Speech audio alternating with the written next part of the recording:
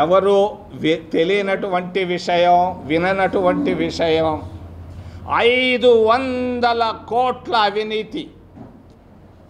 1 కోటి రూపాయలు కాదు, 200 కోట్ల రూపాయలు కాదు, 500 కోట్ల రూపాయలు డబ్బు.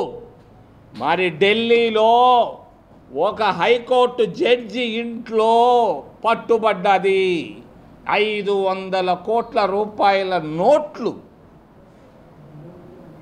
ఎందుకు ఎవరు రాయటం లేదేవి? మీడియా చచ్చిపోయిందా? అవసరం లేదా? వాడు ఎవడో పేదోడు ఆర్టీసీ కండక్టర్ ఏదన్నా తీసుకుంటే 100 రూపాయలు తీసుకుంటే ఇంత పెద్ద అక్షరాల్లో రాస్తారే మీడియా సోదరులారా, ఓ మీడియా, ఓ మ్యాగ్నెట్లు రారా. ఒక ఆమె చిత్రా సుబ్రహ్మణ్యం అని ఆ రోజుల్లో జెనీవా నుంచి జాబులు రాసేది. 1987-88లో మునిగిపోయింది ప్రపంచం అని ఇష్యూ మీ అందరికీ తెలుసు. ఈరోజు 500 కోట్ల రూపాయలు భారతదేశ రాజధానిలో మరి నడిబొడ్డులో 500 కోట్ల రూపాయలు దొరికింది. ఇది ఏమి ఎవడు రాయడే, మర్చిపోయాడే? ఎవరి వైఫల్యం ఇది? ఎవరి వైఫల్యం ఇది? కేంద్ర ప్రభుత్వ వైఫల్యం.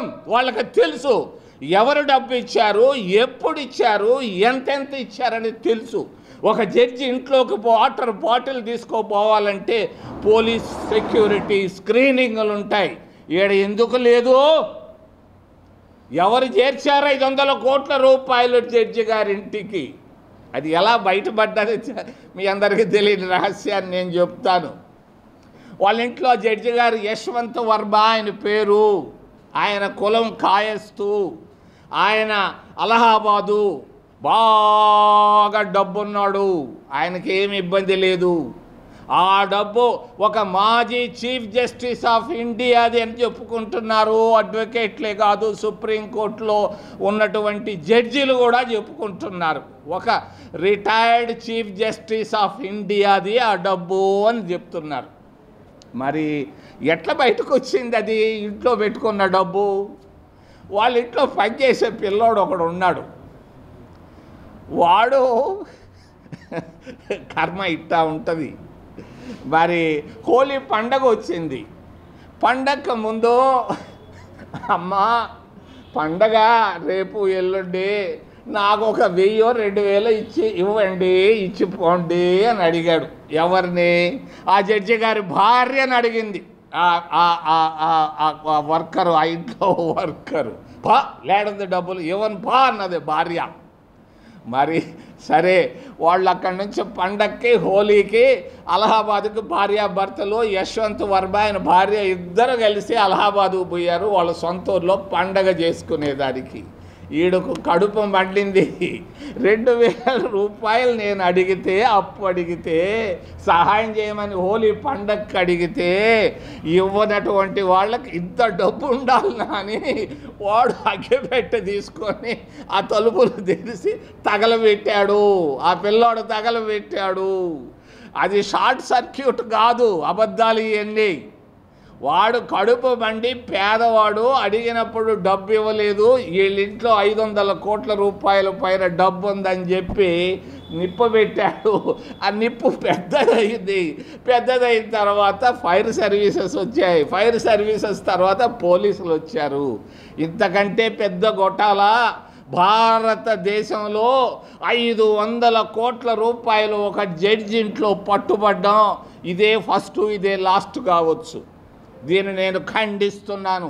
దీనికి జవాబు చెప్పాల్సింది దేశ ప్రధానమంత్రి.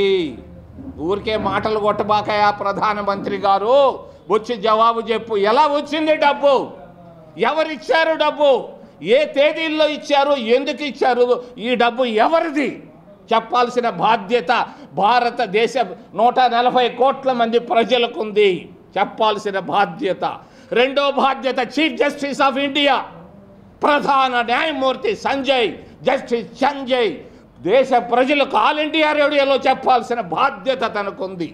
లేకపోతే అవసరం లేదు. ఇల్లు ఏవా మొన్న తిరుపతిలో ఒక పేద హరిజనుడు, ఒక దళిత బిడ్డ, 10 ఏళ్ల బిడ్డ డీమార్ట్కి వెళ్ళి అక్కడ చాక్లెట్లు మొట్టమొదటిసారి చూశాడు. వాడి దగ్గర డబ్బు లేదు, 2 చాక్లెట్లు తీసుకున్నాడు. వాడు తిన్నాడు.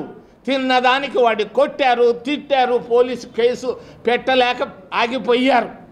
పేదవాడికి ఒక న్యాయం, దళిత బిడ్డకు ఒక న్యాయం, జడ్జికి ఒక న్యాయం. ఇదా భారత రాజ్యాంగం?